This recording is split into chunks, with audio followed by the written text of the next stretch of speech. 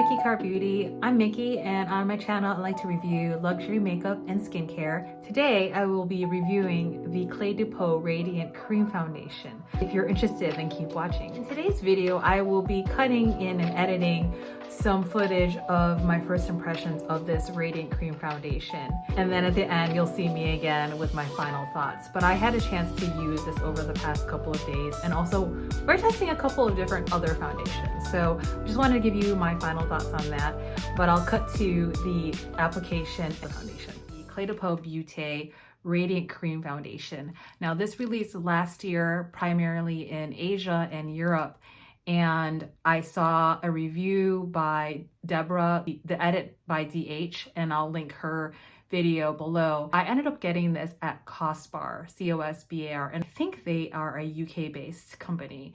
I'm technically doing a low buy this year, but my exceptions are skincare. I don't have limits on that. And then foundation is kind of my weakness. Cle de Peau Beauty, and despite the French name, it is a Japanese company, and I believe the parent company is Shiseido. And the way I think of it is that Shiseido is their kind of well-known staple brand, kind of like you think about like Toyotas and Hondas, but there's like a next level of beauty that they offer, and I kind of believe this is kind of like the Lexus and the Acura, kind of like the higher end version of Shiseido line, and that would be Cle de Peau Beauty. And what I really love about this company, and I see a lot more European companies doing this and Asian companies, is that they like to combine skincare with the beauty care. Now, I'm not saying this, I wouldn't stop my skincare routine, but I like that they add technology into their foundation. I'm kind of obsessed about Asian foundations because I really feel, particularly if they're based in Japan, I really feel like there's a different aesthetic and also technology available over there on how they are formulating their foundations. This ends up retailing on their website for Cle de Peau Beauty for, I believe, $128, and that's a lot of money. And so this is what I mean by luxury beauty, skincare, that it's a combo of those. And there was, for me, there was really no way I was gonna get this, but I saw this on sale at Cosbar. So it was on sale for $64. Usually I'm a 040 or an Ochre 40 in this brand. I have this Cle de Peau product, the Radiant Fluid Foundation Natural in 040, and this is my current shade now. In the summer I get warmer, so I'm hoping it'll be close to this. It is about 21 milliliters and 0.87 fluid ounces. So let me take it out, and it comes in this beautiful packaging. I just love the Cle de Peau packaging. It's supposed to have SPF in it, so SPF 24. I think if I was wearing this in summer, I would definitely still wear sunscreen under it, but it's tiny. So I just reviewed the Charlotte Tilbury foundation, which is the standard size. This is 30 mils and this is 21 mils. So you can see it's a lot smaller. What I had seen in reviews is that a little goes a long way, and I'm kind of banking on that because it's Japanese technology. I have no makeup. I just have like a lip balm on with some tint. We're seeing more of coming out of Europe, and it's been for a while. Europe and Asia is the combination of just not beauty, but skincare and beauty combined together. So similar in that this has its hyaluronic acid in there to keep plumping and moisturizing. It says the same thing with this. So I'm just curious of how these is gonna look. Dab here just because I want to see the consistency. Okay, so that's like a pea size amount.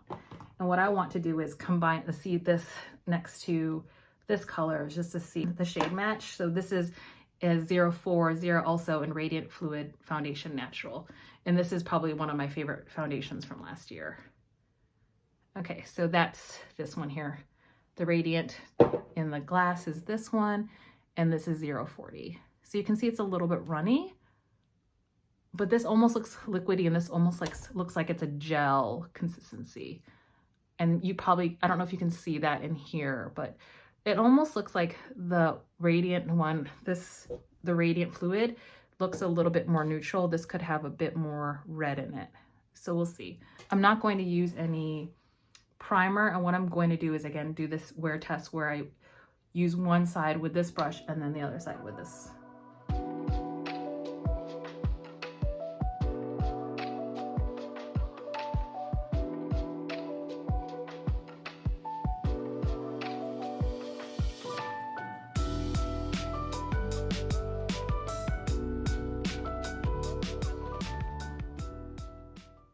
Okay, that works pretty well. And sorry for the light, I need this ready to see what I'm doing. This brush I used is the Jumbo Base on this side. And then I'm using this BK Beauty 101 brush on this side.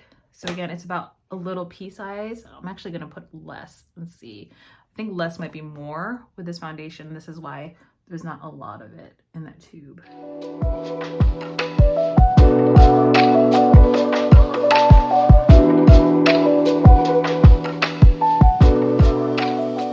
So I'm just gonna add a little bit because I used a bigger dollop on this side.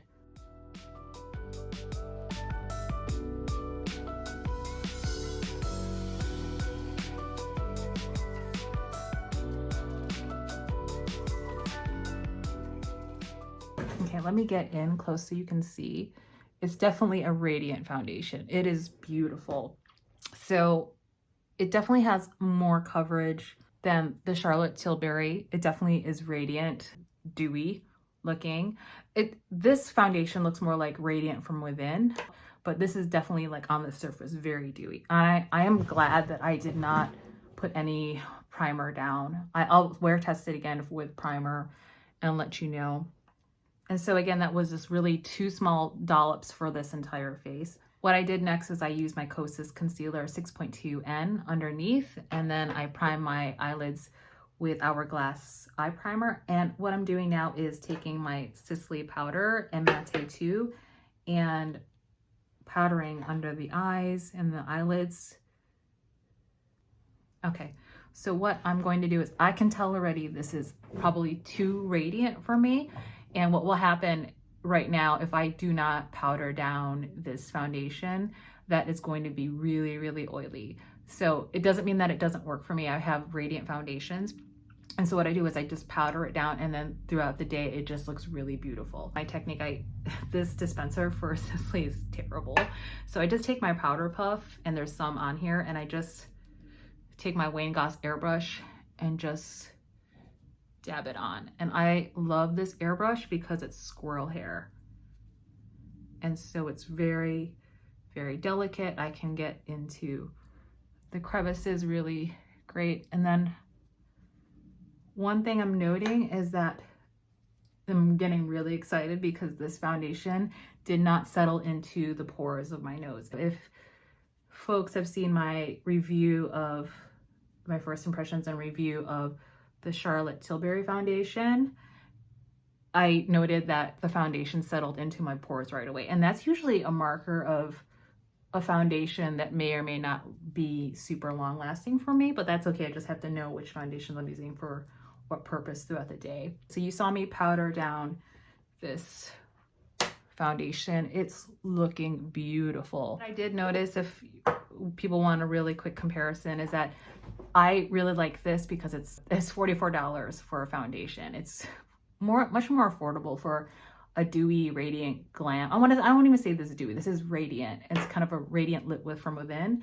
And this is just more accessible to the mass market for $44. And hopefully you can find your shade match. This is definitely more inclusive. This, however, has a limited shade range. It's a Japanese-based company, so their foundation range is not really suited for the diversity of Europe, or I would say even America, because in Asia, there's not much diversity within that region. Not saying that there aren't brown skin, tan skin Asians, because I consider myself Asian descent that is brown, tan skin. But, you know, I think they're working on it. This line, they've actually, in this foundation, they don't have very many. I want to say there's about there's only 12 of these shades, where this has more. I want to say there's about 20 or 30 of this. So just going back to my first impressions on this, it looks beautiful. It's definitely medium to full. This was very light, so I didn't want to build it up because I could tell already if I wanted this more of like a medium full, medium plus kind of foundation, it would start to cake on me. This, however, I just did a pretty light application, and it's definitely more full coverage, medium plus. I have to say I liked this side better with this brush. This one is okay. So I wouldn't use this brush again for this foundation. I would definitely use this. And it's just funny how different brushes react to different formulas and foundations. So, and I don't really use sponges. I just find them to be really wasteful and bad for the environment. And that's just me. And I don't really like sponges. That's just me. Here, Cle de Peau reminds me a lot of the Suqqu foundation. Now, this Suqqu foundation is glorious. A lot of people thought this was overrated. And I think, and again, this is the thing about beauty, it's really subjective. I think this is a beautiful foundation. I just don't think that it gets enough love. What's hard with Suqqu is that you have to be in Europe in order to get them at the retailers there. And so if you're in the United States, you don't really know about Suqqu. You have to understand the brand, that this is Japanese based, and know that's kind of where they're coming from and who their first audience is. So the technology of this foundation is crazy beautiful. So what I don't like about it, again, is the jar. However, when foundation's great, my workaround is that I will work with it because it's just so glorious. So this is in 035 and I have a summer shade in 040. I'm just making sure, yes. So this is and I just want to do a little bit of that. So that's 035. And I don't want to waste this because I feel like this is liquid gold here. So again, this is 040. Just want to do a little dot. So you can see it's a hair lighter, but it's super creamy. Do you see that? So it's a little bit more yellow. And that's fine because I have a yellowish neutral undertone. And it's also super creamy. Look at that. To me, it almost feels like skincare, but it just blends in so beautifully into the skin. It reminds me a lot of the Chantecaille Future Skin Foundation, also like a gel formula. And that formula is also made in Japan, is what I researched. And this is a little bit creamier. Do you see that? But this is more luminous. It reminds me of that. And what I'm excited about is that I would reach for this more, but for the fact that it's in a jar. So back here is my starting list of things that I'm going to try to pan and finish this year. What I love about this, I'm just trying to find foundations that are, number one, not in jars, because that it's a bit more hygienic. So when I'm traveling, right? And number two, I know if it's in this mechanism versus the jar, I'm going to reach for it more. It's just more convenient. So I'm really loving these mechanisms. Like, there's a reason why in my kits, these are really ones that I pull for. So in my go bag and maybe some of you have this, in my go bag of, I didn't do my makeup, I'm gonna do it in the car or transit, this is definitely in my go kit. So that might be replaced, but I'm gonna try to finish that this year too. But these are glorious, and I would definitely travel with these and use them more because they're more hygienic and just utilitarian in the tube. I think what I'll do is finish the rest of my makeup and then come back. Okay, so I ended up putting my staple products because this is the easiest way for me to see if it's going to really work. I don't try to experiment when I'm testing foundations. I basically put on my routine of my tried and true products. And so I did a similar look with the Charlotte Tilbury, similar products. And also I did not use highlighter. So let me get in really quick. And I'm hurrying because this is how my day would be. I don't have time most of the time to sit around doing makeup. Well, I would love to do that and play, but I have now 4 minutes before I have to leave and get to an appointment. So here's how it looks. This is after one powder down. And this is what I would normally do too. And I didn't do this with the Charlotte Tilbury, but I wanna see, this is what my everyday routine would be. So I would take my BK Beauty 105 brush, then my Chantecaille Perfect Blur Finishing Powder. I pan that, so I'm excited. I have another one on standby to use. And so I would use this as like it mattes down everything and blurs. You see that? So that's this side. And that's that side. So it just kind of tones everything down. That's why I don't worry so much if I over bronze or blush, because this kind of just buffs everything together. Okay, that's it. And then I'm gonna head out the door. It is looking really pretty, and I will do a check-in. I'm really happy with this look so far. So I'll do a check-in as much as I can during the day. Hi beauty fam. So I am outdoors. I'm about to head into a doctor appointment, but I just wanted to show you what it looks like in natural daylight. It's very overcast and I can't see the sun. What it's looking like, where, you know, I powdered it down, but my oil started to come through. But I like it. It's like this natural dewy glow. I don't have any highlighter on, and it's hitting all the radiant points of my face that I'm feeling. So does it make my skin look flawless? No. I mean, I can see some texture here, but that's also really hard for my skin, that because of my eczema and rosacea, that unless I wear a matte foundation with full coverage, then that hides it. But that's the trick about radiant or dewy foundations, that will peek through. So that's kind of, you know, I've often mixed and cocktailed radiance here and then matte here. But I just want you to see what it's going to look like if you have oily skin. You might have eczema, rosacea, or texture. About 1 hour in, and then I'm going in with a mask. So I will show you how it wears after about an hour and how much it transfers. So far I'm loving it. It is a beautiful, beautiful foundation. I just have a little bit of makeup here. All right, I'll see you in a bit. Hey beauty fam, doing a check-in. I had an appointment, a PT appointment, where I was actually moderately exercising with a mask on. So I just wanted to check in to see how the foundation is holding up. I think some of it has rubbed off, and also my rosacea is kicking in because I was sweating. So the fact that I was wearing a mask and sweating, I mean, it's still on. It's doing pretty good. You can see some of the mask lines. I think it's such an emollient foundation. What I would recommend, some of that tends to migrate up here. So I only put some eyeliner up here. So there was a little bit of transfer here, but that, I don't know if it has to really do anything with the foundation. That's just me sweating. But here is the foundation with me sweating. I mean, I have like a nice glow still, the fact that I was sweating and had a mask on, and I don't want to show you the mask. It's kind of gross, but there is transfer on the mask, but it's not any more or less than regular foundation. I usually don't set my foundation. I don't use a spray. I just don't like to put any more things on my face that are unnatural. So I didn't set the foundation. So there was a little bit of transfer. I would say it's a little bit more than the Charlotte Tilbury Beautiful Skin foundation, just because it's more pigmented and more emollient. But that's not necessarily a bad thing, in that there's still coverage in there. I think, let's see, some of that rubbed off here. But yeah, I just wanted to do a quick check-in. It's about 2.5 hours since I put this on, and then I'll do a check-in later today.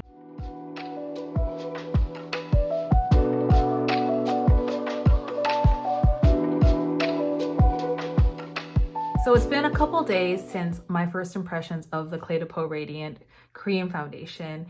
And it's interesting, I'm actually wear testing 2 other products. And I have to say that this is, out of all the foundations that I'm currently wear testing, this happens to be my favorite. And I think because it's a couple of things. It's winter right now, so my skin is very dry, even though I have a whole elaborate skincare routine. It's just that I think right now I'm getting to realize that I don't really favor matte foundations, or at least mattes that look a certain way. So I think radiant mattes are kind of in right now, and so nothing really super matte is something that's appealing to me right now. But this is a very creamy, dewy foundation, and if you have oily skin, you might want to really be aware that you'd have to definitely tamp down and put some powder down. I've had this foundation on for a good 2-3 hours, and I just want to get up close so you can see. I have a lot of bronzer on today too, because I was feeling really kind of pale. But just so you know that I'm a lot warmer than the first application. But I am really enjoying this application and this foundation. It's very pigmented, so you don't need a lot, which I like, and this is why it's a smaller amount that you get. It's less than 1 ml. So if that bothers you, I understand. And I would say that maybe don't be deterred by that either, because it's such a concentrated amount that comes out of here. I would be deterred by the price. It is $128 retail, which you can get, I think, at the Cle de Peau website. And that is the new reformulation. I ended up getting this on sale at half off. So for me, it's a win-win. I would definitely hedge if I would get this again. at full price. So that's something to think about. Of there's not much product for a $128 foundation. They have other great foundations too, and this is $125. Granted, it is a $3 difference, but you get much more out of this foundation. But it's a different foundation in that it's a radiant fluid foundation natural. So this is definitely more emollient, but this is, I think, also a nice choice too in the Cle de Peau line, in that it's radiant, it's dewy, and so I'd have to wear this more to tell you if which one I love more of these. But this was definitely, this Cle de Peau Radiant Natural Foundation was definitely in my top foundations and top faves of beauty products in 2021. So that says a lot of whether or not this can dethrone this one. So I'm going to continue using this because out of all the new foundations that I'm wear testing currently, this is my favorite. And so I'm going to continue using it. And if there's any changes, I'll let you know. I will say that it definitely treats my aging skin much better than the Dior foundation, which I wore tests, I think twice, and I was sorely disappointed. And I think I'm going to continue wear testing it, just because every time I wear it, I feel bad about my skin and my face. It ages me, and it looks, I don't want to say, I guess the word that came to my mind was not wretched, but it just looked so tight, and my skin felt tight at the end of the day. And I didn't like that. And it was interesting in that I looked back on the footage and actually my skin looked really nice. It's so interesting how technology now, foundation, they can make you look so wonderful on photos and videos. And that's part of how I pick foundations, but that's completely like one of probably the last reasons I pick a foundation. I want it to work on my face, to feel good on my face. I don't like to feel foundation on my skin. And I definitely felt foundation on my skin with that. But this one, I feel like it feels almost like skincare, which I love. It's probably lighter. It's, in a weird way, it feels lighter than this. And I'm not sure why, but it has to do maybe with that gel or technology they have in Japan for foundations. But if you can get this and 128 does not deter you, or you can get it on sale, I would highly recommend that you try this foundation. That's it for my final foundation thoughts on this, and I am really loving it. Again, I barely feel that I'm wearing anything because I have oily skin. I definitely felt like, because it had like a tacky feeling of just like good skincare, I definitely powdered it down, and that's just preference. You don't have to powder it down, but because I know my skin enough that it's oily, that I felt that I needed to tamper that down. So even now, it's starting to get a little oily, and it's been how many hours, like 2-3 hours. So, and I'm just using whatever leftover powder I have on here. So you can see it, like, again, so that powders it down. But I don't like to over powder because sometimes it just, then again, it's a little bit more product on my face, and I don't enjoy that. I'm okay with having dewy looking face. I think it looks youthful. So I actually enjoy that. But I mean, it's beautiful. I highly recommend this foundation. If you want like a similar dupe for a more affordable price, the Charlotte Tilbury Beautiful Skin foundation. Now, these are completely different leagues. Like, this is super luxury beauty. I feel like this is luxury beauty on a budget. So this is, I think, like a $44 foundation, $128. So like 3 times the amount, 1/3 the cost. So I just feel like some people don't like this, and I can see why. Some people, I've seen reviews. I've done my review of this, by the way. If you want, I'll put it up above. I try not to watch anyone's reviews unless I'm like really interested to find something like this that's not available stateside. So for this, I wore test this myself and I tend not to look at anyone's review because I don't want to become biased by anyone else's opinions. What I do like about this product is that I think it's pretty good for a budget luxury foundation, meaning, can you find better foundations maybe at a same cost or less? Probably.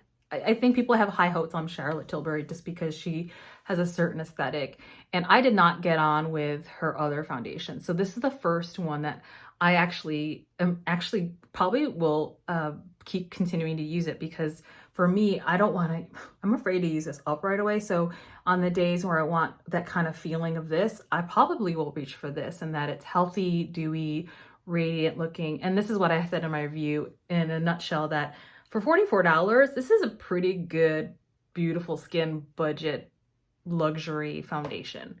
Now, again, you could probably find some, depends, and then this is the thing about beauty and beauty products. Everything's so subjective depending on what's going on with your skin, coloring, how your age, and just like your beauty preferences. But for me, I like things that are dewy and kind of skin-like looking, if that makes sense. So, for example, I'm not going to be pulling for a NARS long wear foundation. That's like too much full coverage. I don't like things like Huda Beauty where it looks like I am a mannequin. I don't like that aesthetic, and that's just me. I find a lot of overdone makeup is just not my thing. I want something that looks a little bit more natural, lit from within. Like if we met on the street, you probably could tell I was wearing makeup, but that I just look like I had also beautiful skin.